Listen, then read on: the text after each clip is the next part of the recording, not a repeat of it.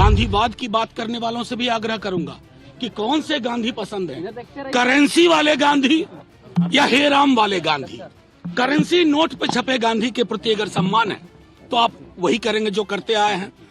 आप सब लोगों के माध्यम से कुछ महत्वपूर्ण पहलुओं पर मैं आपके बीच आया हूँ।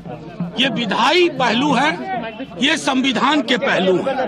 वो तमाम लोग जो एक लोकतंत्र को की हत्या करना चाहते हैं, आपके माध्यम से मैं बताऊं, ये कॉन्स्टिट्यूशन ऑफ इंडिया है। इसके आर्टिकल 179 में स्पीकर को हटाने की व्यवस्था का उल्लेख है, जिसमें ये कहते हैं कि उन्हें हटाया जा सकता है, रेजोल्यूशन जो किया चुका है, majority of the all members of the assembly.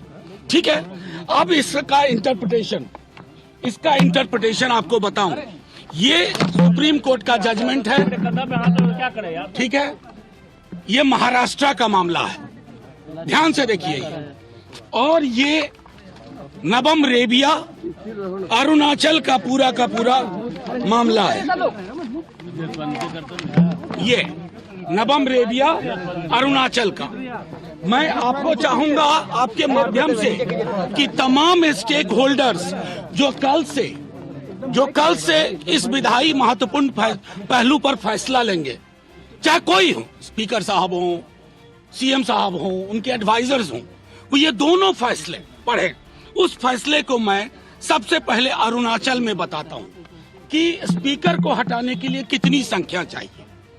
All the 10 members of the assembly, इसका मतलब है कि जो actual members of the assembly हैं, रहने वाले और वोट करने वाले नहीं, एक्चुअल मेंबर्स, यानी कि 243 में 122 चाहिए स्पीकर को हटाने के लिए। ये मैं नहीं कह रहा हूं, माननीय सर्वोच्च न्यायालय ने नबम रेबिया वाले मामले में 7 जज बेंच ने ये बात कही है। दूसरा मामला महाराष्ट्र का है, जिसमें आप सब एक बार गौर से सुनिए, इसको। उसमें कहा गया है कि जितने भी सदस्य हैं, उसका मतलब होगा इनको हटाने के लिए कि जिनके सीट वैकेंट नहीं है, उन सब के आधार पर गणना होगी। तो 243 में संविधान के हिसाब से, हालिया जजमेंट के हिसाब से, अरुणाचल और महाराष्ट्र के हिसाब से स्पीकर साहब को हटाने के लिए 122 सीट चाहिए।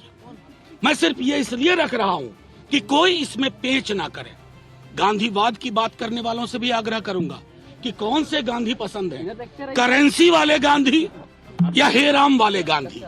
करेंसी नोट पे छपे गांधी के प्रति अगर सम्मान है तो आप वही करेंगे जो करते आए हैं।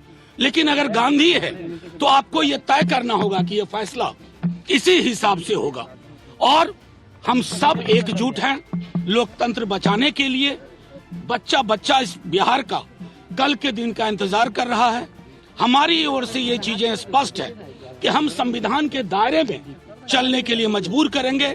सुप्रीम कोर्ट के जजमेंट के आलोक में चीजें चाहेंगे और सुप्रीम कोर्ट के आलोक में निर्णय होगा। हमारा पूरा विश्वास है, क्योंकि अभिभाषण के बाद कार्यावली में पहली चीज स्पीकर साहब के खिलाफ अविश्वास प्रस्ताव है। उसके संदर्भ में मैंने दोनों जजमेंट का जिक्र कर दिया। 179C का इंटरप्रिटेशन जो है वो कर दिया। दोनों जजमेंट की कॉपियां आपको दिखा दी।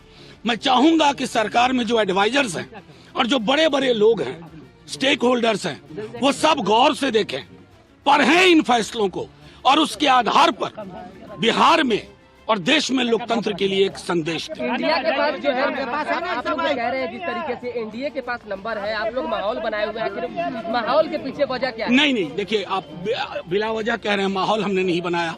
आप अंदर में हम नहीं विधान तो कम से कम कार्यशाला के नकली नाम से नहीं ले गए। हम तो अपने विधायकों, हम तो उनमें से नहीं जिनके यहाँ भोज में लोग नहीं पहुंचे। हमारे सारे विधायक, महागठबंधन दल के सारे नेता हैं, सब मेरे साथ खड़े हैं। ऐसी एकजुटता है और वो एकजुटता सिर्फ मैं इसलिए तो आपको संदेश मैंने सर्वोच्च न्यायालय के इस जजमेंट को आपके सामने रखने का उद्देश्य एकमात्र था। आप लोग कुछ भी इसका इंटरप्रिटेशन करें। सरकार को अविश्वास प्रस्ताव स्पीकर पर पास कराने के लिए सर्वोच्च न्यायालय के निर्देश के अनुसार 122 सदस्य चाहिए। हम उनको शुभकामनाएं देते हैं।